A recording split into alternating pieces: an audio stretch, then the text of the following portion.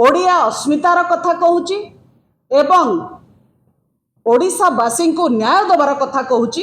किंतु जो भली भावरे जड़े महिला जी शिक्षित जी सशक्त आउ जी निज गोड़े निजे ठिया हो पारे से भली महिला को जो भली भावरे थाना भितर अकथनीय अत्याचार जहाँ से निज मुहरे बखाणुचंती जो वीडियो वायरल होती से वीडियो जो कथा कहते एटा सभ्य समाज रे केबे भी ग्रहणीय नुहे।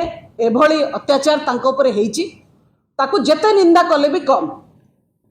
जदि जड़े कार्यरत आर्मी ऑफिसर एवं तांकर बांधवी सह ए घटना घटी पारुची ताहले ओडिशार अन्य थाना मानकरे साधारण लोकंकर साधारण महिला ऊपर कौन बीतुब यार कल्पना भल भाव करी होची।